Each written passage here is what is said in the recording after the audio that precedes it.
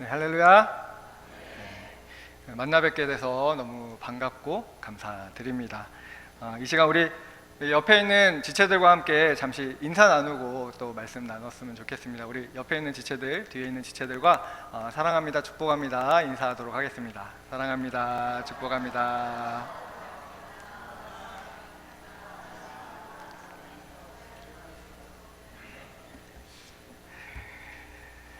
네, 먼저 부족한 종을 이런 말씀을 전할 수 있는 귀한 곳에 보내주신 하나님께 감사드리고 영광 올려드립니다.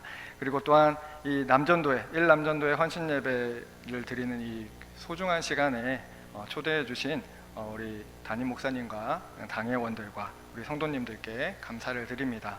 이 시간 제가 잠시 기도하고 말씀 나누도록 하겠습니다. 기도하시겠습니다. 사랑이 많으신 하나님 아버지, 이 시간 준비한 말씀을 나누도록 인도하여 주시니 감사를 드립니다. 부족한 종 연약함은 가리워 주시고 온전히 하나님의 말씀을 통해 하나님의 마음을 알아가는 귀한 시간 되게 하여 주옵소서.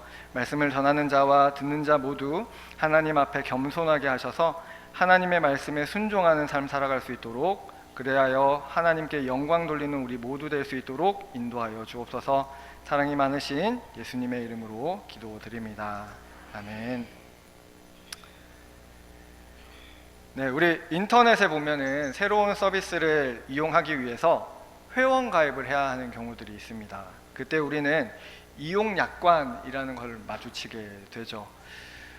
혹시 여러분은 이용 약관을 자세히 읽어 보십니까? 대부분 이용 약관을 읽어보지도 않고 빛의 속도로 스크롤을 내려서 동의함을 누르게 됩니다.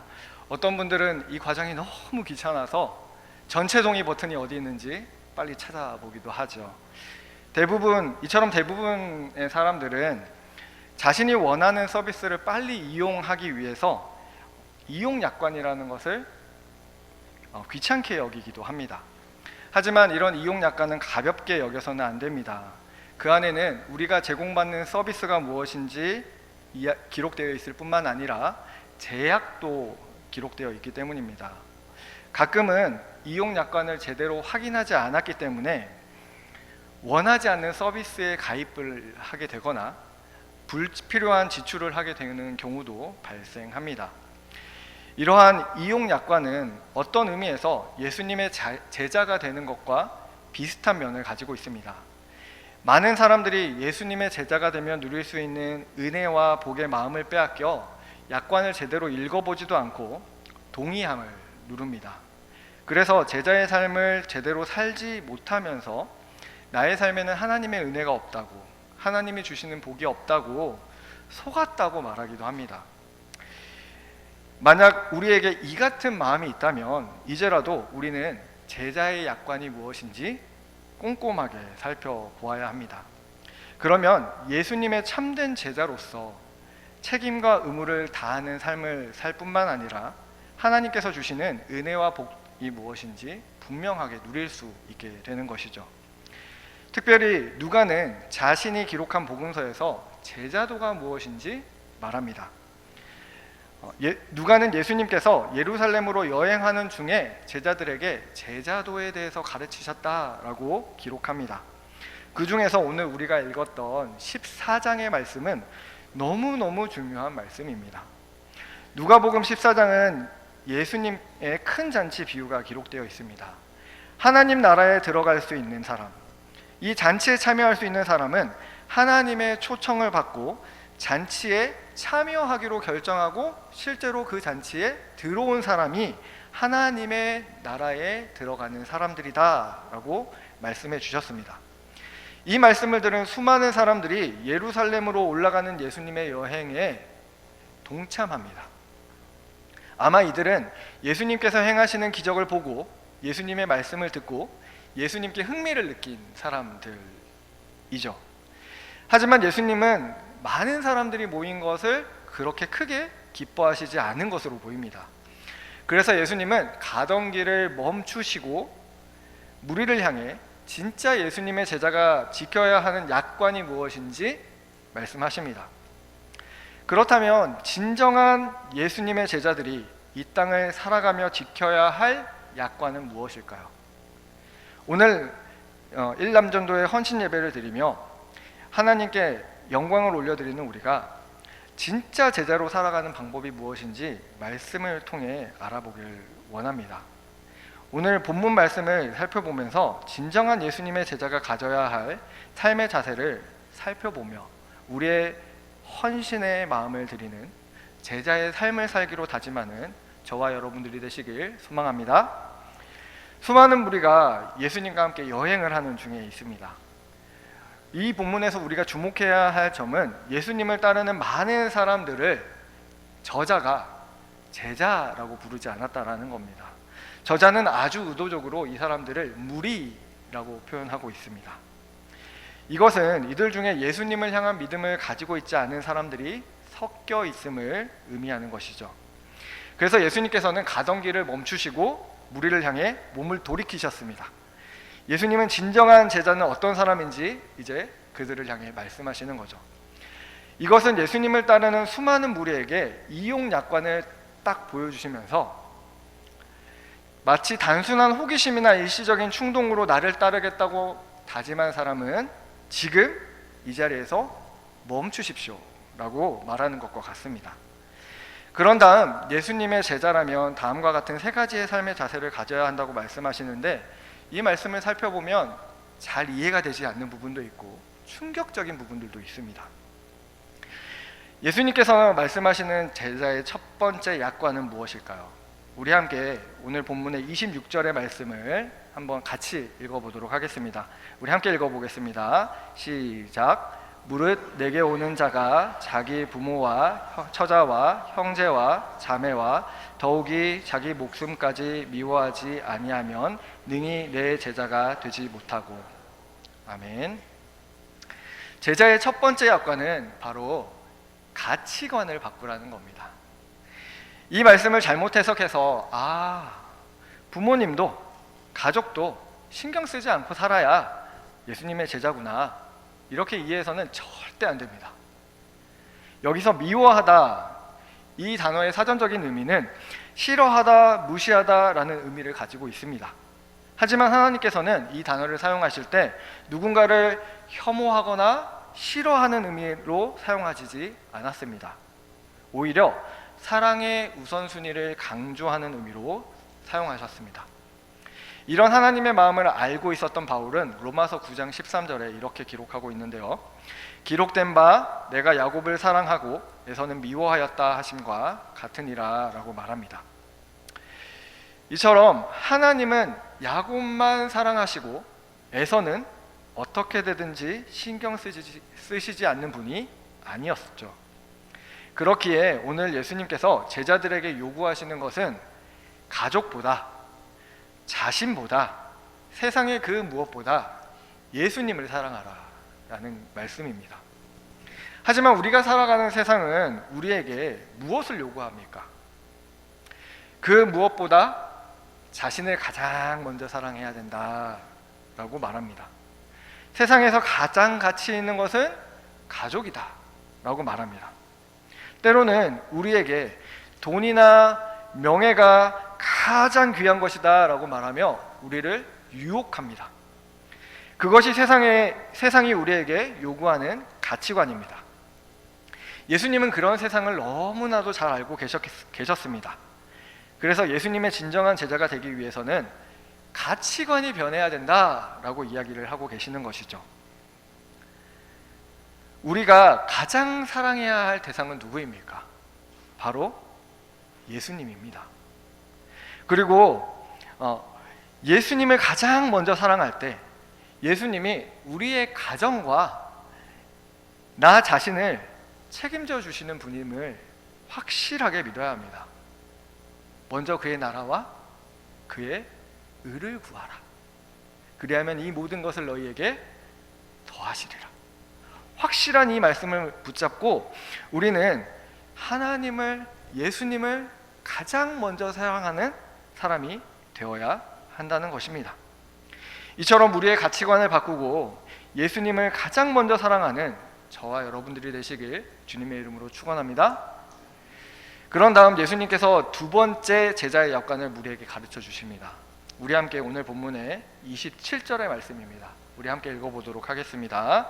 우리 27절의 말씀 시작. 누구든지 자기 십자가를 지고 나를 따르지 않는 자도 능히 내 제자가 되지 못하리라. 아멘. 제자의 두 번째 약관은 바로 자기 십자가를 지라라는 겁니다. 첫 번째는 가치관을 바꾸라.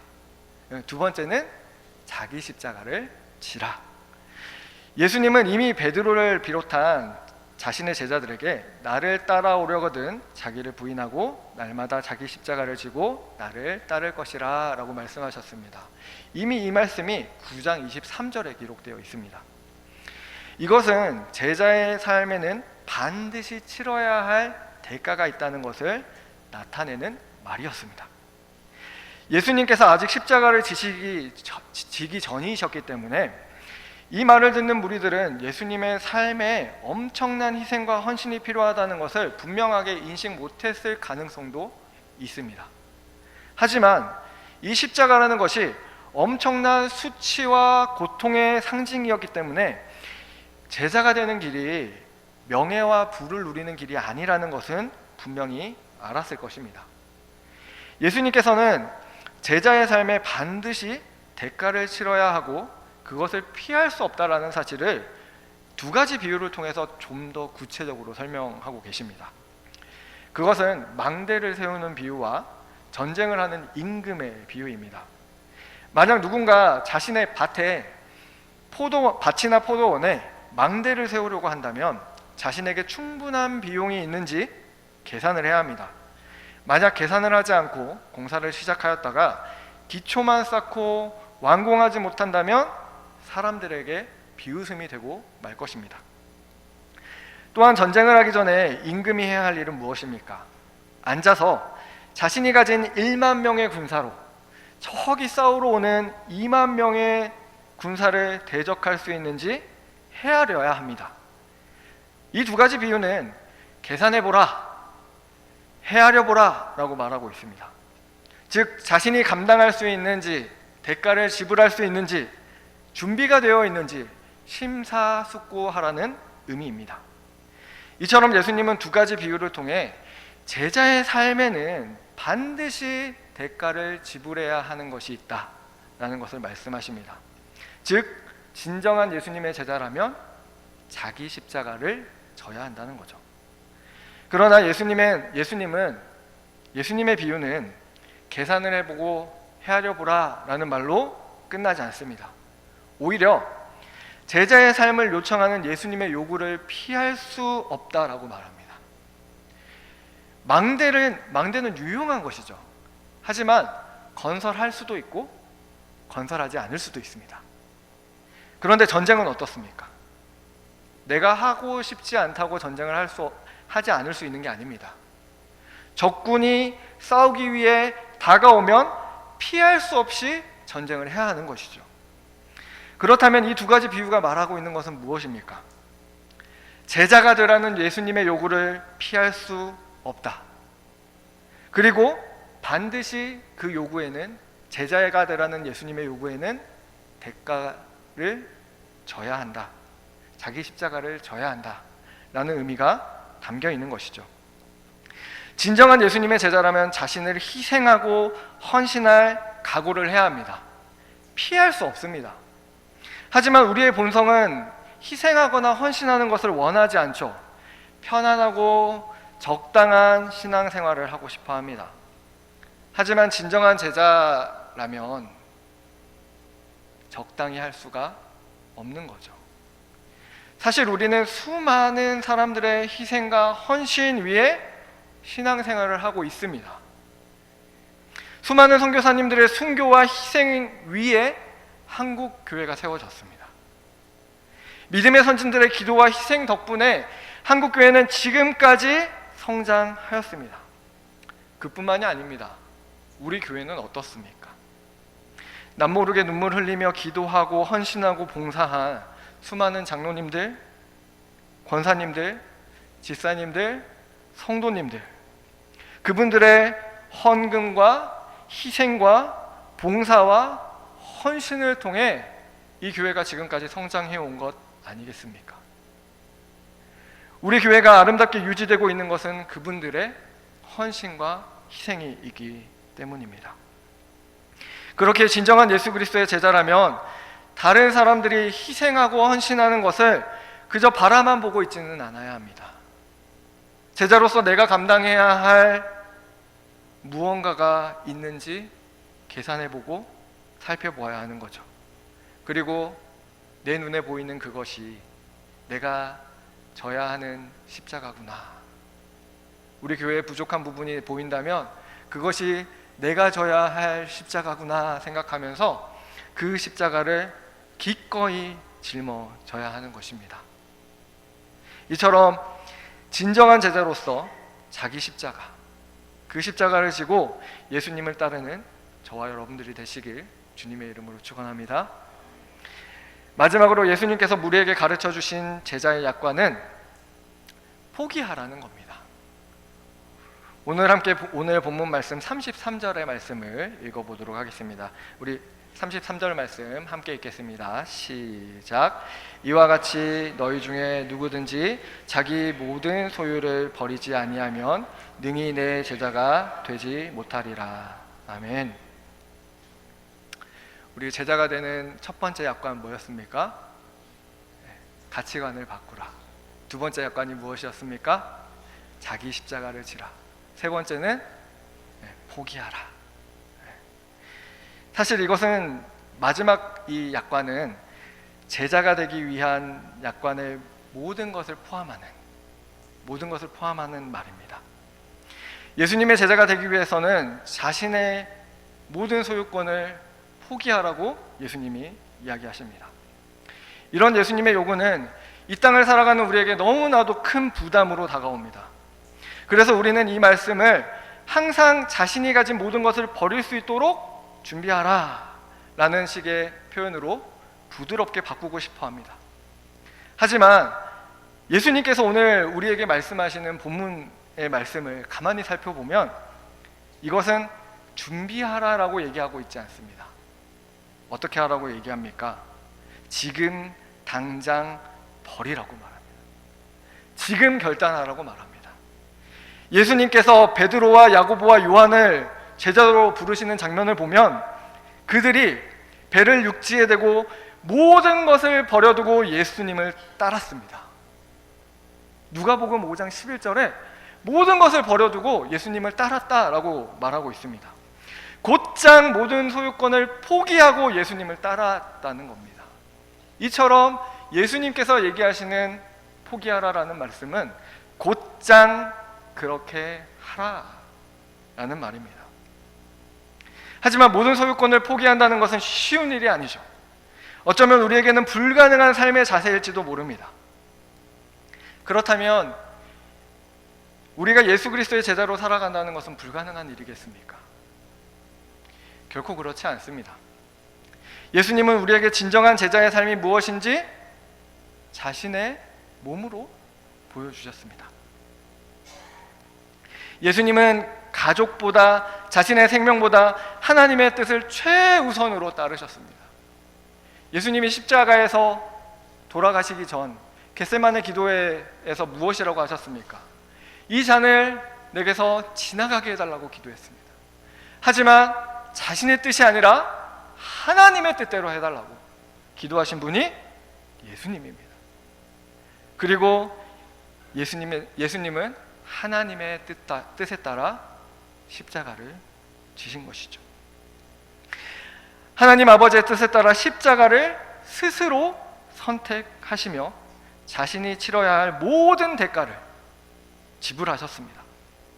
또한 자신의 모든 소유권을 포기하시며 십자가 위에서 물과 피를 다 쏟으심으로 우리에게 영생을 선물로 주신 분이 바로 우리가 사랑하는, 우리가 따라가야 할 예수님입니다. 그렇게 예수님은 자신의 삶을 통해 제자는 이렇게 살아야 된다라고 가르쳐 주신 것이죠. 이처럼 예수님께서 요구하시는 제자의 삶은 예수님을 나의 주인으로 인정하고 예수님을 따라 살아가는 것, 그것이 소유권을 포기하라라는 의미인 것입니다. 약 2주 정도 된 사건인 것 같습니다. 일인 것 같습니다. 독서를 하는데 저를 유독 괴롭히는 문장이 하나 있었습니다. 그것은 바로 이런 문장이었습니다. 예수님의 제자는 윤리적, 도덕적으로 완벽한 사람이 아니라 세상 속에서 예수님을 따르기 위해 대가를 치를 수 있는 사람이다.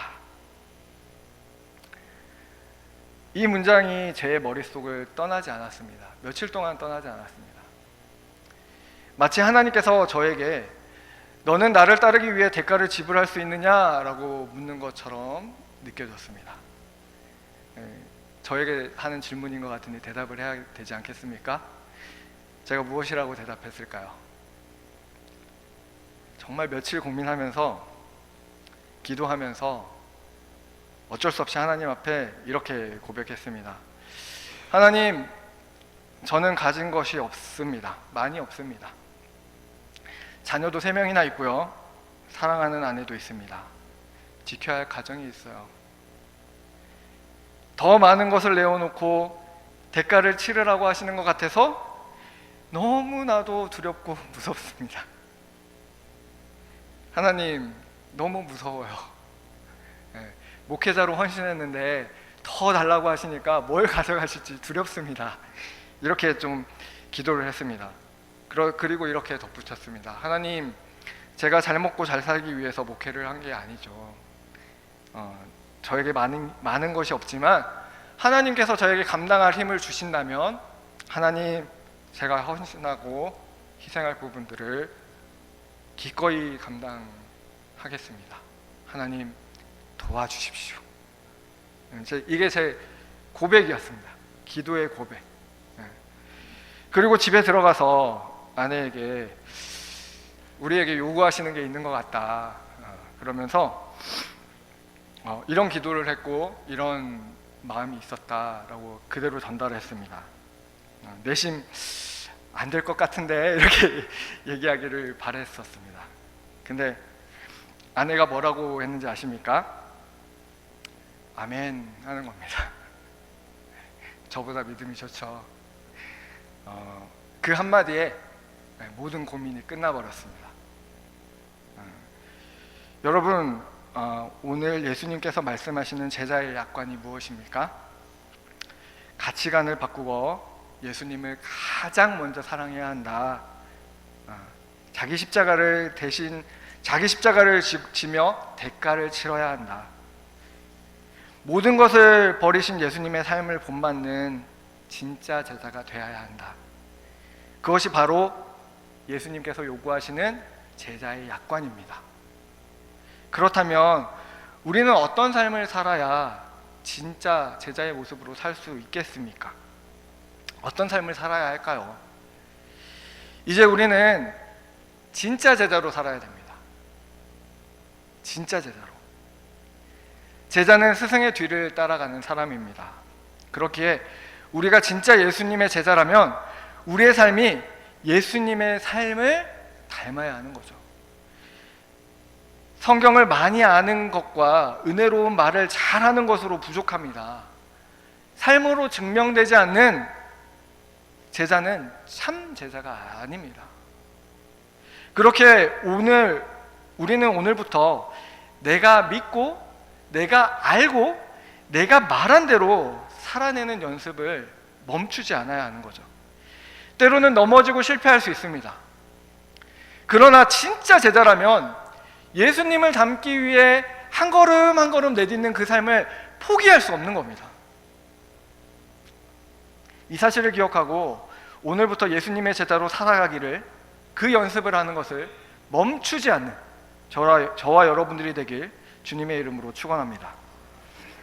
미국의 억만장자 가문의 후계자였던 윌리엄 보든이라는 사람이 있습니다. 이분은 고등학교를 졸업하면서 세계 일주를 떠납니다. 대단하죠. 고등학교를 졸업하자마자 세계 일주를 떠났습니다.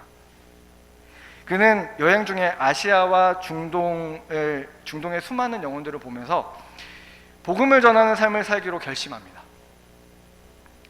물론 가족과 주변 사람들은 이런 보든을 향해서 미쳤다 그러면서 만류하기 시작합니다.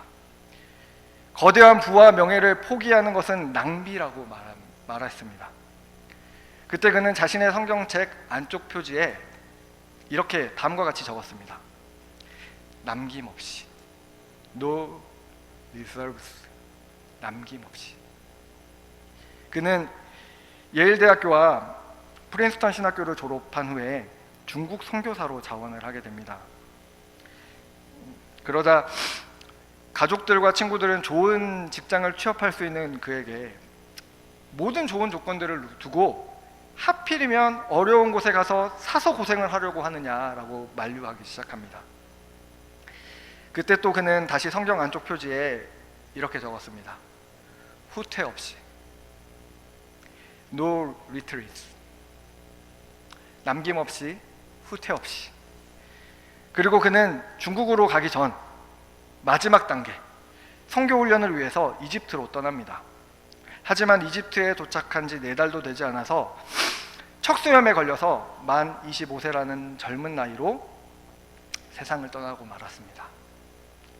그는 죽기 전 떨리는 손으로 자신의 성경책 안쪽에 다음과 같이 적었습니다. 후회 없이, no regrets. 이 보든이란 분은 남김없이, 후퇴 없이, 후회 없이 이 3단어를 남겼습니다. 윌리엄 보든은 진정한 예수님의 제자였습니다.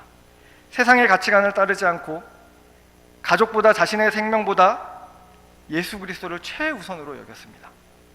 또한 진짜 제자의 삶을 위해 자기 십자가를 지며 희생하고 헌신하였습니다. 예수님을 따르기 위해 모든 것을 버린 진짜 제자였던 것이죠. 세상의 눈에 허무해 보이는 그의 희생과 헌신은 사실 결코 헛되지 않는 일이었습니다. 그의 가족들은 보든의 유언에 따라서 남은 유산 중에 25만 달러를 중국 내륙 선교회에 기부합니다. 그리고 1918년 중국 란저우에 보든 기념병원을 세우게 되었습니다. 이 병원은 그곳 사람들을 치료하고 수많은 영혼을 구하는 통로로 사용되었던 것이죠. 주 안에서 사랑하는 광교제일교회 성도 여러분, 오늘 헌신 예배를 드리는 일남전도회 회원 여러분, 여러분은 진짜 예수님의 제자로 살고 계십니까? 우리의 모습이 아직 온전한 진짜 제자의 모습이 아니라면 이 시간 세상의 가치관이 아니라 예수님을 최우선으로 사랑하기로, 자기 십자가를 지고 내가 치러야 할 대가를 기꺼이 지불하기로, 모든 소유권을 예수님께 넘기고 예수님만 따라 살아가는 사람이 되기로 지금 이 시간 결단해야 합니다. 이런 헌신을 통해 진짜 제자로 살기로 다짐하는 저와 여러분들이 되시길 주님의 이름으로 축원합니다. 이 시간 우리 이런 결단을 담아서 한번 같이 기도했으면 좋겠습니다. 이 시간 같이 반주해 주시면 같이 기도했으면 좋겠는데요. 하나님, 세상의 가치관이 아니라 하나님의 가치관으로 살아가는 제가 되게 하여 주시옵소서. 진짜 제자로 내가 짊어져야 할 십자가가 있다면 피하지 않게 하여 주시옵소서. 더 이상 방관하지 않게 하시고 모른 척하지 않게 하여 주시옵소서. 예수님을 나의 주인으로 인정하고 예수님을 따라가는 진짜 제자가 되게 하여 주시옵소서. 이 시간 우리 주여 한번 외치고 간절히 기도하도록 하겠습니다. 주여!